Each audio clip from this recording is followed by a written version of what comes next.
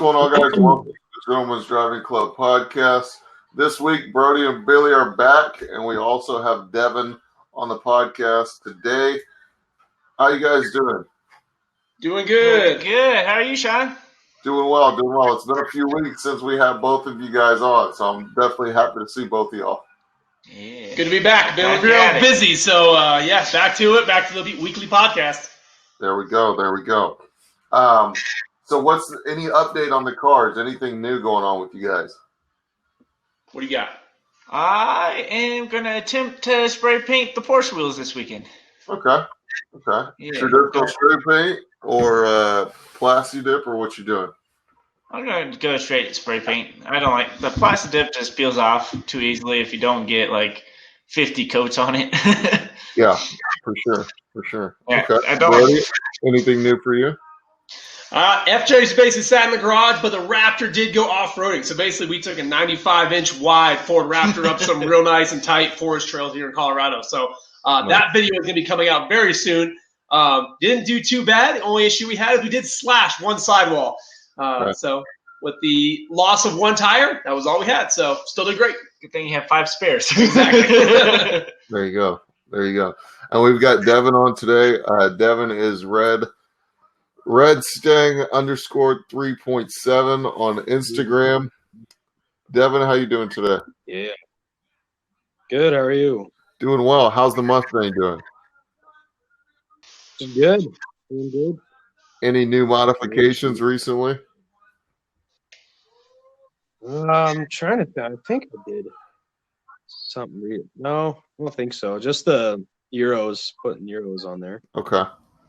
So for those of you guys who don't know who Devin is, Devin has been one of our most loyal GDC drivers for the longest time. He's also a picture that you had taken of you in your car with the Legacy T. It was actually one of our most popular picture ads ever. So thank you, Devin, for the great picture. And you know he's continued to show support to the brand, so we definitely want to give back to him. So you guys go follow him on Instagram. Have you been watching the podcast, Devin? Yeah, I've been watching. I watched the last one and then the one with Giro Champ. Very cool. So tell us a little bit about yourself, Devin. Well, just another V6 Mustang. V6 Mustang. Yeah. Okay. The first thing we got on the agenda today is the Hyundai Veloster. What do you guys think about this vehicle? I sent you guys the article on this. I'm gonna try to screen share it for you guys as well. But this thing has been. Let's see. Can you guys see my screen share or no? No, all you did was just kind of enlarge your screen. Okay. Oh, there it is. Well, the audience should be able to see it, but I've got it pulled up. The Hyundai turns the Veloster into crazy off-roader with grappler concept. So when I first saw this vehicle, I was like, man, that's not really the vehicle for me, but it looks pretty sick. What did you guys think? Oh, I think it's awesome. I'm a huge fan of turning these little cars into these off-road beasts. It's very comical to me. I think it'd be hilarious to see that on a trail behind a Jeep or an FJ, mobbing through all these mountains and hills and whatnot, keeping up with them. Yeah. Brody, what were your thoughts? I can't see it over here. What's that? I can't see it over here. You have to describe. I haven't heard of it. Yeah, so they're calling this thing the Veloster grappler concept. If you can pull that up on your phone or pull it up on your laptop or whatever you're on. That thing is, it's basically it's kind of like a rally car. Which, in addition, it is going to be a 2019 SEMA car. So that is correct. Are you going to SEMA this year, Brody? I am not going this year. No. So company we went last year, we're kind of on a different kind of schedule right now, so I'm not sure if we're going at all. More than likely maybe going next year again, unless I can get our shop going up a little more better. So yeah, if that does take off, then we'll all go. Okay, very cool. Yeah, absolutely. But it will be at SEMA 2019 in Las Vegas. And it's decked out with all the light bars, the rally lights, the cage, all that good stuff, and definitely the tires to make it worthy. It looks like they definitely have some kind of fender flares going on with it as well to make sure that those fat tires are able to come under it. Which I like. I think it's a really cool little concept. For me personally, I don't see it as a SEMA build, but there's these shops that can build these custom crazy kits going on. I mean, we had the Mini Cooper Raleigh kind of race car in here for a while with the intentions of building that into like a little Baja race truck. Uh-huh. I bought the Raptor. So there's a lot of crazy builds out there, which, like Billy said, I do enjoy the atypical off-road rally kind of setups. Or as some of the people who don't care about the sport would say, like, apocalypse builds or anything like that. Sure. Absolutely. The next bit of news I wanted to go over is we were talking about it a few weeks ago about the 2020 Corvette and getting numbers on it. We didn't really have the numbers. We had the looks of the vehicle. We had, the exhaust. We had videos and stuff like that. But we didn't have any solid numbers. And now we're getting word that it's going to be able to go 0 to 60 in 2.8 seconds. And then equally as impressive, it covered the quarter mile in just 11.2 seconds at 122 miles per hour. Bone stock. That's cooking. That's moving. I mean, at 0 to 60, 2.8 seconds, that's definitely up there with basically any other performance production car.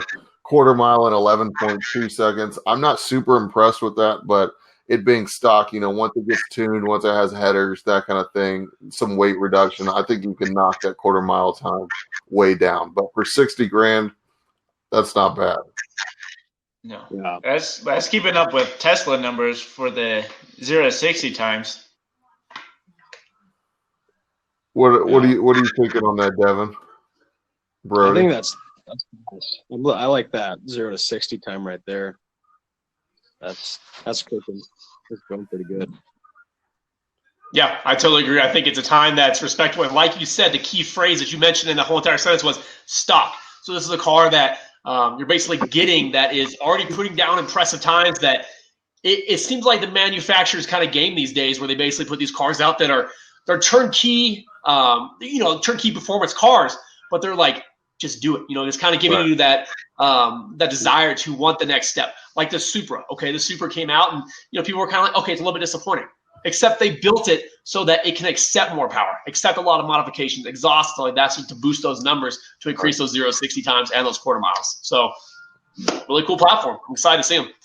Absolutely. And like you said, they're coming from the factory more complete, as we say, performance-wise and look-wise. We saw the Mazda we talked about a few weeks ago. Then you've got stuff like this Hyundai we just talked about. And then obviously you've got the Corvette 0 to 60 in 2.8 seconds. But obviously for car guys like us, that's never going to be enough. You're going to have Street Speed 717. You're going to have all these guys on YouTube doing all kinds of crazy modifications to it. I'll be surprised to see what kind of numbers people can put down.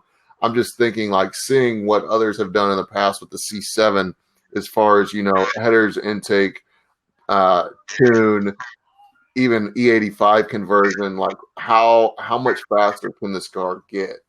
What are we talking about here? 0 to 60 in 2.4 seconds? Do you think they could shave that much off? You know what I mean? It's kind of like, how low can you really go? And I agree. I mean, you're talking about a Corvette platform with the rear engine design, or what would you call it? Mid-engine, right? So mid-engine design, we're basically talking of a weight ratio that's ideal for putting down impressive times and all that stuff. So you're basically going to keep traction on all four wheels. I mean, really, if you can put the power down, you can keep it on the ground. Sky's the limit from there. Yep. And these, I watch a lot of 1320 video, or I did in the past, and you always see that the vets usually end up on top, like some way or another. Like the vets usually, even if they're, 200 horsepower or less, a lot of times they just end up on top. And I think that's how this vehicle is going to be too. When you see it going up against McLarens and you see it going up against Lamborghinis and those supercars, I think it's really going to stand a solid chance. Well, like you just said, the big thing with the Corvette is that even though it really is kind of, I forget. It's more of a hypercar, not a hypercar, but more of a supercar platform than any other really car on the American market. Because I mean, Mustangs, Camaros, Challengers, all that stuff. Yeah, but they're really like a more muscle car platform. They're not very aerodynamic. Whereas the Corvette, with every year, it doesn't even really matter what year you're talking about. It's an aerodynamic car that is very comparable in appearance to some of these supercars, which I know I'll get hate for that because I know people will be like, "Oh, my McLaren looks like nothing else." But realistically, we're talking about a car. They're similar. That's all I gotta say. Yeah, it's awesome to see that we're actually getting some American-made supercars out there, like the GT40 Corvette coming out of the C8. It's cool to see actual American-made cars. Right. Keeping up with all the Germans and all of those fancy $1 million research and development teams and all that racing heritage behind everything. Yes, sir. Yes, sir. Absolutely. Devin, any thoughts on that before we move on to the next topic? We kind of took it. It's like they're comparing it to the supercar. My bad. We're starting to get these American cars going up towards it. So definitely the GT and the C8 will be going at it if they keep going with like the Chevy and Ford rivalry. Then we'll get those up to like hypercar levels in the future. Right. And go ahead. Real quick, just to piggyback off of that, kind of like another question. I want to see what you guys think. Do you guys consider the C8 Corvette and the Ford GT in the same class, or is the Ford GT on a different pedestal? I think that you're going to, as this generation of Corvette kind of matures, I think time will tell. And you're going to have to kind of look at it and really debate it, because it does, to be honest, it does look a lot like a Ford GT. It does look a lot like a supercar. And as we get people who get their hands on these vehicles and we start seeing some more lap times and performance times, we're going to have to ask that question. I think the numbers on the paper definitely make it seem like it's on the same level as the GT40. Yeah, and when you think about it, Corvette has always been, I would say comparable to that Ford GT level because, Ford's got their Mustang, Chevy's got the Camaro. Those are the two competitors. Corvettes are not competing with Mustangs. I mean, to some degree, but it's always been a Camaro versus Mustang type of thing. And Corvette's always kind of been that big brother who's like, yeah, well, I'm better than both of you. But real quick, let's throw in addition Dodge Viper. Even though they're not in production right now, Dodge Viper, I feel like, is more comparable to the Corvette than the GT. Okay. I agree. I would say that ACR. Except the ACR. I think that's on a different pedestal. I saw that ACR today, actually. Oh, really? At a Dodge dealer. It was in a trailer. They had it in a trailer. They were about to pull it out. That's pretty cool. Yep. Which kind of brings me to a later topic. I guess we can go over it now. So the Audi needs about $4,000 worth of work. Whoa. Wait, what happened? So really, I mean, it's like $1,000 in parts, but $3,000 in labor. You know how they screw you with labor. But I'm gonna grab the list. Give me a sec. Okay.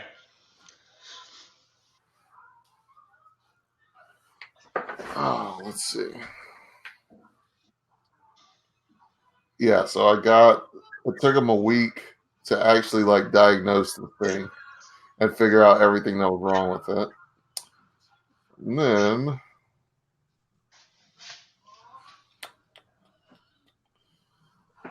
let's see.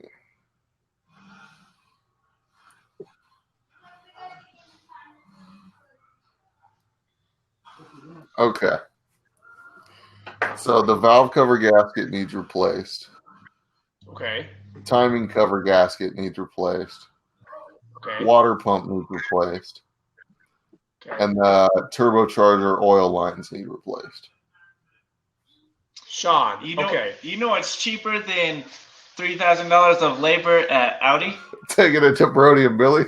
Yeah, coming up here or having us come down there. All I got to say is, Sean, that's Easy. a lot of money for that is a very simple procedure. They're screwing you on the labor. I'm sorry on the $3,000 of labor. Yeah. But I mean, for example, that's a 4-cylinder, correct? Yeah. I've pulled apart 4-cylinder BMWs. Yeah. Gotten down to the point pulling the complete. I've pulled the entire motor out in less than 6 hours. Okay, which that was the first time I've ever done it. All right. Realistically, Sean, that's maybe what do you think? 3 hours of labor max to actually pull everything apart, get the new gaskets in, and then reassemble. I would say maybe 6 hours in case. You gotta give them some leeway you always run into problems. But I just think realistically, if you were to look elsewhere for another quote, Right. I would probably go that route because that's steep. That's very steep. I know Audis are expensive and all, but gaskets aren't that hard. Yeah, and a motor is a motor for again, people are gonna hate me on that one, but for a 4-cylinder motor, they're very similar. Yeah. In all honesty, it's harder to change a Subaru valve gaskets and all that kind of stuff compared to the Audis. Okay. Well, you trying to fly down to Houston or what? I think we might have to take a trip. Well, we could talk about that a little bit after the show, but yeah, so that thing's got some problems. I'm gonna figure that out on Monday. Sounds good. But the next bit of news, the Aston Martin DBS customized by Daniel Craig makes 2019 Neiman Marcus catalog. This thing looks beautiful. Did I send this to you? Yeah, we saw it. It looks real nice. It's the Super. How do you pronounce that? Superlaga? Superlegra. This thing. Yeah, it's sweet. Did you see the price point on it? Yes, $700,007, and they did. That's awesome. That's hilarious. The Superleggera. Right. Yes. It comes with a watch and movie tickets. Absolutely. So you get yourself your what kind of that? You get yourself an Omega watch, which is what James Bond always wears is Omega, and then you get the movie tickets to the new movie, which they really haven't been talking a lot about. I saw the trailer, and I actually didn't know it was coming out. The trailer was terrible. Really? Yeah, it was awful. I'm obviously still going to watch the movie, and I pray that it's good, but trailer was just terrible. But anyway, so for $700,000, you get the Omega watch, you get the car, and movie tickets to the new movie, but it comes equipped with a 715 horsepower twin turbocharged 5.2 liter V12 engine. That's crazy. That's absurd. If you guys got the money, are you dropping it on this whip or what? So I'm definitely willing to spend $700,000 on going to a movie, and it comes free. You get a free car. Oh my gosh, win-win, man! I do that every weekend, but I don't get a free car. I mean. Uh-oh. He died. So, I mean, it's a pretty badass. Can you guys hear me? Yeah, we hear you now. I'm a huge James Bond fan, as you guys know, but we not dropping 700. Do you know what Daniel Craig deal he has with Aston Martin? No. So he can go into any Aston Martin and pick out a car he wants because he gets free Aston Martin cars for life because he's James Bond. That's what's up. I'm hoping this movie's good. You know, in the past, Daniel Craig had said he'd rather slit his wrist than do another Bond movie. But I'm assuming that they gave him a fat check because he's doing. And he talked. Yeah, I thought that was super interesting. If you guys haven't checked out the Garrow Champ interview from last week, definitely go check it out on YouTube. We'll leave that link in the description. Also, if you guys are fans of his, we have his merch on gentlemansdrivingclub.com. We also just added backpacks, socks, all kinds of fun stuff to the website. So definitely go ahead and check that out. The Patreon group is growing slowly but surely. It's growing, and I'm super excited about that. We'll leave that link in the description. But basically, that's where we kind of continue the podcast, continue to talk, help each other out with builds, trade parts, vehicles, that kind of stuff, and whatnot. Really cool community there, so definitely check that out. What is going on in the Springs, guys? Because down here in Houston, it's all baseball right now. The Astros are kicking the Yankees' butt, and we're loving it. All we got here is a really crappy football team. Oh, God. And Let's not talk people about are that. looking forward to hockey getting going and the Avalanche taking off. So that's about it sport-wise. Other than that, it's starting to get chilly. It snowed last week, so we got a little couple inches with that one. Super icy. Super icy. It was Lots of accidents. lots of accidents. Raptor did just fine. Porsche, Not so much. Ooh. But there was a summer tire meetup down in one of the ditches off of I-25. Nice. Nice. So other than that, trying to continue to modify the cars, make them better than they were before. And Billy and I are getting. It's going to sound very nerdy. We're starting to like these Traxxas RC cars a lot. Right. So Geeking out about them. Put them on the It's a channel. lot more fun than you Put think them it on would the be. channel, man. It's fun because you can race these damn things on the road and all that stuff. But it's a lot cheaper to fix them when you blow a motor than when you blow a motor or something else. Drastically Yeah. cheaper. Well, I was sending mine 20 feet up in the air Yeah. and landing on the freaking roof, and to just turn it right back over and Billy, kept going. is that Porsche all-wheel drive? Okay. Yes, it is. All right. And it has locking diffs, Very cool. which I got to figure out. They word stuff differently in the Porsche, so I got to do some research on them. So if anybody owns a Porsche Cayenne and knows about their all-wheel drive system, let me know. There you go. There you go. Well, short podcast today. I just kind of wanted to get on here, get some content going, get Brody and Billy back on here, talk to Devin for a minute, and go over the news of what we've heard this week and kind of give everybody updates on the Audi, give everybody updates on all the vehicles. Any other topics you guys would like to talk about before we hop on out of here? What do you got? Anything? I'm still flirting with the idea to make the Porsche off-road capability. Maybe not going too crazy like Brody does, but maybe just a little weekend warrior up to a camping spot type off-road build. Okay. I say go all out, man. Okay, I go all out. It's a lot more expensive to buy Porsche parts than Ford parts or Toyota parts. That's true. And I have been toying around with the idea of possibly doing another daily or something that is car, because the last car I had was the FRS until I sold that one. So been toying around with ideas of the Ford Focus RSs and all that stuff, but I don't know exactly. I don't know what I like to do. It's nice driving the Raptor around just because it's so big. The FJ, keep a few miles off of that guy there. But like Billy's talked about with the Porsche, the Raptor drinks that gas. Oh, God. With a 36-gallon tank, it costs on 91. It'll cost me about $150 to fill that thing up, and it'll last a week. Maybe. Wow. So I have to fill up every 4 days, and mine is 91, and that's $65. Well, we got 93 down here in Texas, and our stupid premium sucks. Our 91 is actually like 89. yeah, I bet. Devin, you have any other projects going on right now you want to talk about? Oh, no, just the Interceptor. I'm trying to find some stuff to do with that. Okay. It's so hard. Like performance parts for it. Everything is OEM cop car parts, and can do some lights and stuff on it, but don't want to start pushing that impersonating a police officer button there. So Right. Well, shoot, that could be fun. yeah. Bottom lights. I love seeing those bottom running board lights. That's just state cars.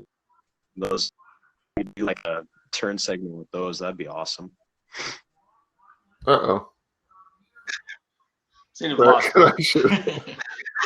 Man down. What about you, Sean? What else you got going Dude, on? I'm trying to get this car straight, and we've got Omar from Hyperdrive, hopefully going to be on the podcast. Scheduled to be on the podcast next week. That's going to be big. That's going to be very closed circuit. No other guests. We're just going to have Omar and us three. We'll have everything structured, questions, and everything like that, and we'll do it. We'll do it like a real, very structured interview, and that should be good. He was on Hyperdrive. He's very involved. I'm not sure if it's his company, but he's very involved with Ultimate Road Rally and things of that nature. So I'm pretty excited to have him on as a guest and kind of go from there. Awesome. Very cool. Looking forward to it. Yes, sir. Well, I appreciate you guys coming on for a few minutes, chatting it up. We're going to go ahead and hop off out of here, and I will catch you guys later. All right. Awesome. Sweet. Thanks, Sean. Thanks. Have a good one. Oops.